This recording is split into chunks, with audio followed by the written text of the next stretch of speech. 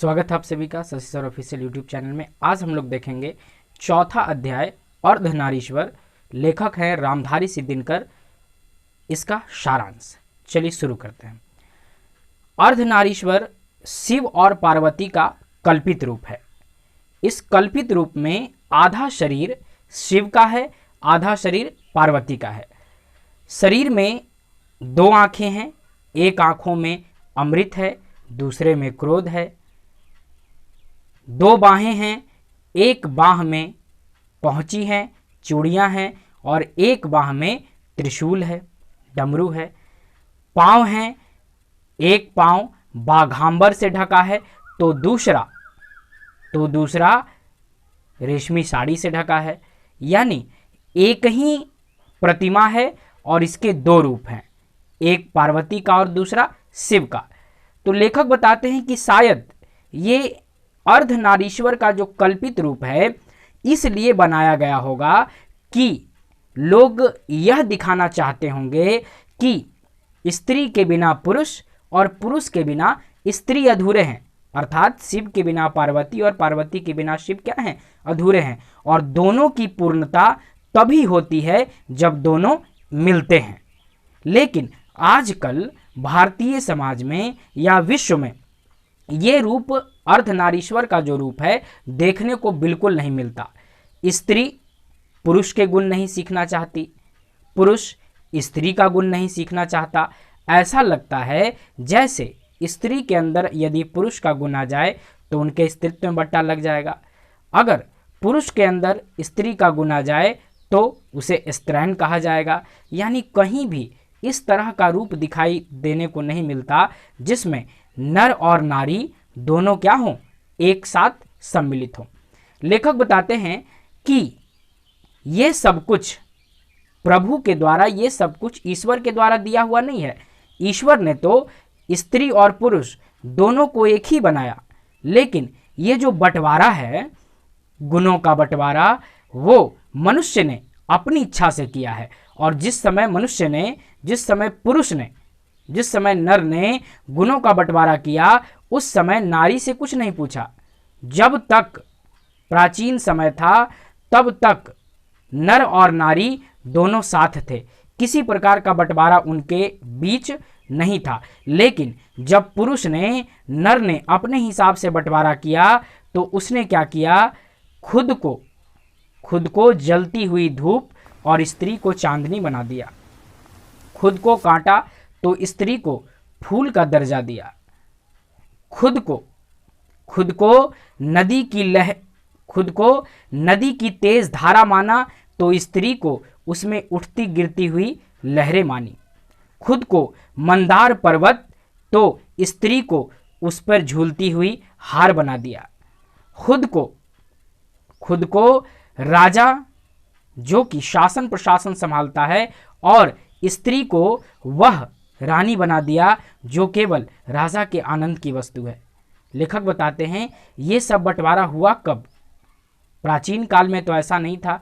प्राचीन काल में जब मनुष्य आदि मानव था तो उस समय स्त्री और पुरुष दोनों समान थे। आखेट करने की बारी हो, दोनों मिलकर आखेट करते थे। किसी हिंसक पशु से भिड़ने लड़ने की बात हो, दोनों मिलकर लड़ते भिड़ते थे।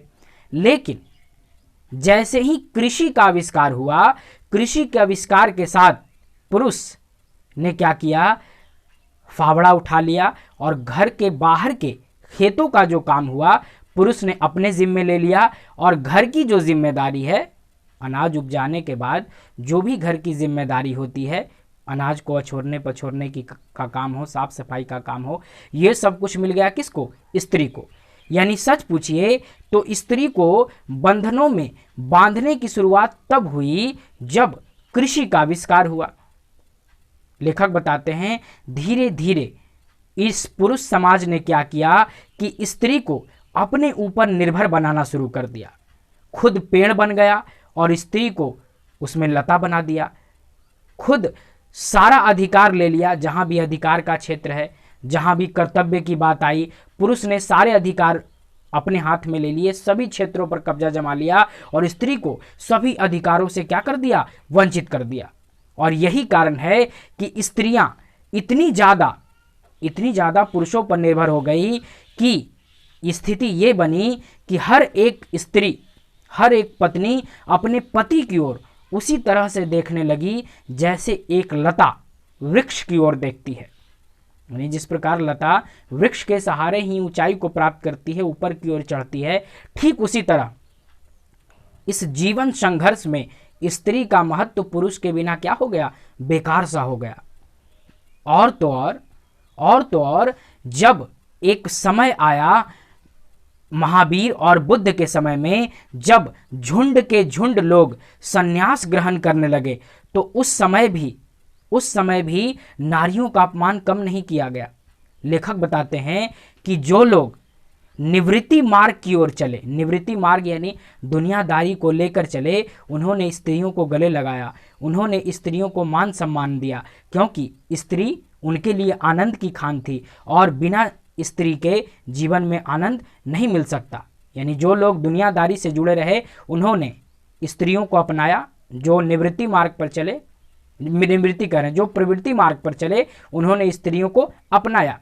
लेकिन जो लोग घर परिवार को त्याग दिए, दुनियादारी को त्याग दिए और संत और साधु महात्मा बनने के रास्ते पर चल पड़े, ज्ञान प्राप्ति के मार्ग पर चल पड़े, जिसको कहा जाता है निवृत्ति मार्ग, उन्होंने स्त्रियों को फटकार दिया। उनका मानना था कि इस रास्ते में, परमात्मा को प्राप्त करने के रास्ते में, स्त्रियां उनके लिए क्या हैं, बाधा हैं। उन्होंने स्त्रियों को महत्व नहीं दिया। खुद महात्मा बुद्ध ने अपनी पत्नी यशोधरा और अपने बेटे राहुल का त्याग करके संन्यास ग्रहण कर लिया। इस पर मैथिली शरण गुप्त ने एक बहुत बड़ा काव्य भी लिखा है, यशोधरा। उसमें इनके दुखों का वर्णन किया गया है। लेखक बताते हैं कि जिन स्त्रियों के पति उनको छोड़कर संन्यास ग्रहण कर लेते थे, क्या गुजरती होगी उनके ऊपर, कितने दुनिया के ताने, कितनी तरह की बातें उनको सहनी पड़ती होंगी, कितने तरह के दुख उनको सहना पड़ता होगा। जब बौद्ध धर्म का जन्म हुआ, जब जैन धर्म का जन्म हुआ, तो वहाँ भी स्त्रियों को मान सम्मान नहीं मिला। कुछ अधिकार मिले, जैसे बौद्ध धर्म ने जो है स्त्रियों को भिक्षुणी होने का अधिकार दिया। लेकिन जैन धर्म में जब दिगंबर संप्रदाय बना, दिगंबर संप्रदाय जो वस्त्र का त्याग करता है, और एक होता है श्वेतांबर जो सफ़ेद कपड़ा धारण करता है, तो जब दिगंबर संप्रदाय का जन्म हुआ तो दिगंबर संप्रदाय डर गया, स्त्रियों के भिक्षुणी होने से डर गया। तो उसने एक नया नियम बनाया कि स्त्रियां इस संप्रदाय में शामिल नहीं हो सकती, बल्कि अगर उन्हें कल्याण चाहिए, उन्हें अगर जीवन में मुक्ति चाहिए, तो वे घर पर रहकर दान पुण्य करें और साथ ही साथ उस समय का इंतजार करें जब उनका जन्म पुरुष योनि में हो। तो इस तरह से स्त्रियों का अपमान किया गया। महात्मा बुद्ध ने स्त्रियों को बौद्ध धर्म में शामिल होने का अधिकार को तो दे दिया, भिक्षुणी बनने का अधिकार तो दे दिया, लेकिन उनके अंदर कहीं ना कहीं जो है ये बात उनको घर कर गई कि ये मैंने गलत किया। यही कारण है कि महात्मा बुद्ध ने अपने शिष्य आनंद से एक दिन कहा कि आनंद, मैंने जो धर्म चलाया था वो 5000 वर्षों तक चलने वाला था। मैंने जो धर्म चलाया था वो 5000 वर्षों तक चलने वाला था, लेकिन अब यह धर्म केवल 500 वर्षों तक चलेगा, क्योंकि मैंने स्त्रियों को भिक्षुणी होने का अधिकार दे दिया है। मेरा अब धर्म बचेगा नहीं। जबकि महात्मा बुद्ध स्त्रियों से नहीं डरते थे, बल्कि उन साधु संतों और उन लोगों से डरते थे जो महात्मा बनकर बैठे हैं और स्त्रियों के आने से जिनकी नीयत क्या हो सकती है, खराब हो सकती है, और जो लोग फिर से अपने वास्तविक रूप में आ सकते हैं। लेखक बताते हैं कि ये केवल धर्म मार्ग पर चलने वाले लोगों की बात नहीं है, ये भारत के महान कवि लोग भी ऐसा किए। भारत के महान जो कवि वगैरह हुए, उन्होंने भी कुछ इस तरह की बातें की जिनसे नारी का अपमान हुआ। विदेश के एक लेखक की इसमें चर्चा है, नाम आपने सुना होगा, बर्नार्ड शॉ। बर्नार्ड शॉ ने जो है स्त्री को अहेरिन और पुरुष को अहेर बताया है, और बताया है कि अहेर को जो है अहेरिन से बचकर चलना चाहिए। लेखक बताते हैं कि ये चिंतन बिल्कुल भी सही नहीं है। अगर स्त्री अहेरिन है और पुरुष अहेर है, तो निश्चित तौर पर अहेर का मतलब होता है शिकारी, तो शिकारिन से ज़्यादा शिकारी खतरनाक है। वो बताते हैं कि अगर स्त्रियां अहेरिन हैं तो पुरुष भी कम नहीं है। स्त्रियों को कई बार लोगों ने नागिन की संज्ञा दी, जादूगरनी की संज्ञा दी। तो लेखक बताते हैं कि स्त्री अगर नागिन है, स्त्री अगर जादूगरनी है, तो पुरुष भी नाग और जादूगर से कम नहीं है। फिर भारत के एक महान कवि की बात आती है। आपने नाम सुना होगा कबीर का। कबीर भी कुछ इसी तरह का चिंतन देते हैं। कबीर कहते हैं स्त्रियों के विषय में कि नारी तो हम हूँ करी तब ना किया विचार, नारी तो हम हूँ करी तब ना किया विचार, जब जाना तब परिहरी नारी महाविकार। यानी नारी विवाह हमने भी किया, दुनियादारी हमने भी उसके साथ निभाई, लेकिन जब मैंने ईश्वर को जाना तब मुझे पता चला कि नारी क्या है, अवगुणों की खान है, महाविकार है। ठीक है। फिर 3 और चिंतक भारत के महान कवियों की बात आती है। एक लेखक हैं प्रेमचंद, इसके अलावा जयशंकर प्रसाद और फिर रविन्द्रनाथ टैगोर। रविन्द्रनाथ टैगोर की बात बाद में करेंगे, सबसे पहले प्रेमचंद की बात। प्रेमचंद ने भी स्त्रियों का अपमान किया। प्रेमचंद ने कहा कि यदि स्त्री के अंदर, पहले पुरुष की बात करते हैं, यदि पुरुष के अंदर स्त्री का गुण आ जाता है तो पुरुष देवता बन जाता है। प्रेमचंद ने कहा कि यदि पुरुष के अंदर स्त्री का गुण आ जाता है तो पुरुष क्या बन जाता है, देवता बन जाता है। और इसके विपरीत यदि स्त्री के अंदर पुरुष का गुण आता है तो स्त्री जो है राक्षसी बन जाती है। लेखक बताते हैं इनका चिंतन भी कुछ उटपटांग ही है, इनका चिंतन भी सही स्त्री के विषय में नहीं है। फिर बात आती है जयशंकर प्रसाद की। जयशंकर प्रसाद ने अपनी कामायनी ग्रंथ में लिखा कि ईड़ा वह नारी है जिसने पुरुषों का गुण सीख लिया है। इससे ये पता चलता है कि जयशंकर प्रसाद का भी चिंतन स्त्रियों के विषय में अच्छा नहीं था। फिर बारी आती है रविन्द्रनाथ टैगोर की। रविन्द्रनाथ टैगोर का मानना था, उनकी एक कविता भी है बांग्ला में, जिसमें उन्होंने बताया है कि स्त्री की शोभा नयन नक्श के भंगिमा में है, अपनी कोमलता को प्रदर्शित करने में है, पुरुषों को रिझाने में है। स्त्रियां पढ़ लिख कर, ज्ञान अर्जित करके, शौर्य बल अर्जित करके क्या करेंगी, उनकी जीवन की सार्थकता केवल पुरुषों को रिझाने में है। लेखक बताते हैं कि इस तरह के चिंतकों ने भारतीय साहित्य में, भारतीय समाज में ऐसी छाप छोड़ी है जिसके चलते भारतीय समाज में स्त्रियों का वो सम्मान नहीं बन पा रहा है। लेकिन लेखक बताते हैं कि ऐसी बात नहीं है कि स्त्रियां हर समय पुरुषों से पीछे रहेंगी। स्त्रियों को आनंद की खान समझा जाएगा, स्त्रियों को पुरुष के आनंद की वस्तु समझा जाएगा। पुरुष अगर मंदार पर्वत है तो स्त्री उसके गले में झूलती हुई जूही की कली है, ऐसा कुछ नहीं है। इसलिए लेखक बताते हैं कि आगे चलकर स्त्रियों ने क्या किया, धीरे धीरे अपना सम्मान, अपना जो महत्व है उसको बरकरार करने का प्रयास किया। जब आधुनिक समाज से पहले की हम बात करें, प्राचीन समय की भी अगर हम बात करें, तो जहाँ कहीं भी कोमलता की बात हो, जहाँ कहीं भी दया और ममता की बात हो, वो स्त्री का क्षेत्र हुआ। और जहाँ कहीं भी ख़त्म करने की बात हो, विध्वंस करने की बात हो, वहाँ पर पुरुष की बात आ गई। लेखक बताते हैं कि चाहे हाट लगे, बाजार लगे, मेले लगे, इनमें सबसे ज़्यादा स्त्रियां खींची चली आई।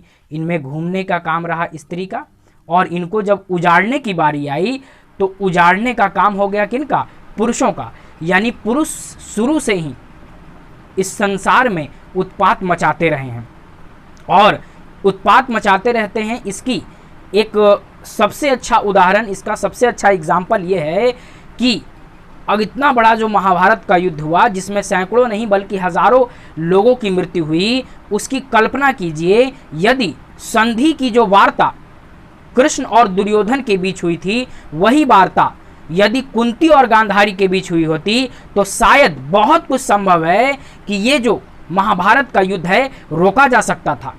क्योंकि पुरुष खून बहाकर अपनी वीरता प्रदर्शित करता है, लेकिन ये नहीं सोचता कि इस खून के बाद किसी का सिंदूर भी बहेगा।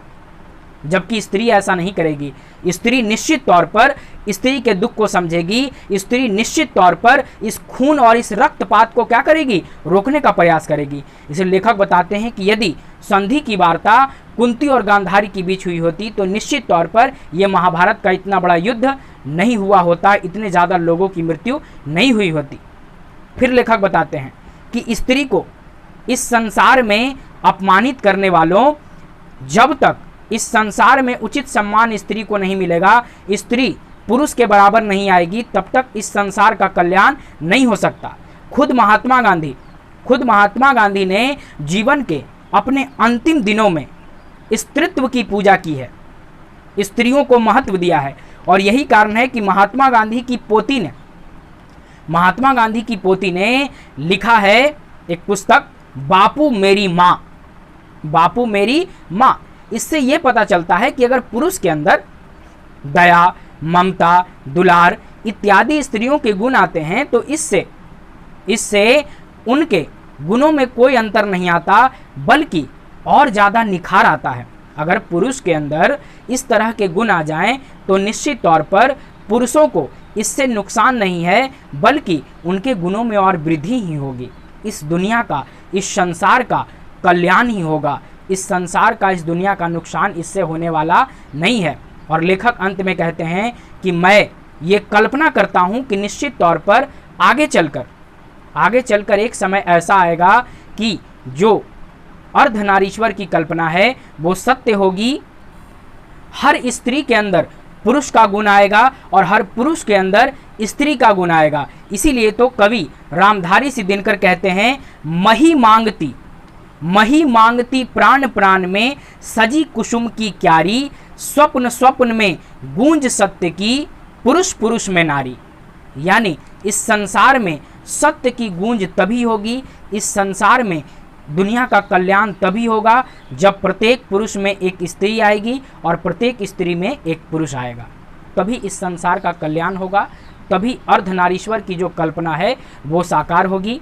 ये वीडियो आपको कैसा लगा प्लीज़ लाइक, कमेंट, शेयर ज़रूर करें। अगर आप चैनल पर नए हैं तो प्लीज़ चैनल को सब्सक्राइब ज़रूर कर लें। यहाँ इसी तरह के वीडियोस आपको लगातार मिलते रहेंगे। आज के लिए इतना ही, मिलते हैं नेक्स्ट वीडियो में। तब तक के लिए सबको मेरी तरफ से जय हिंद।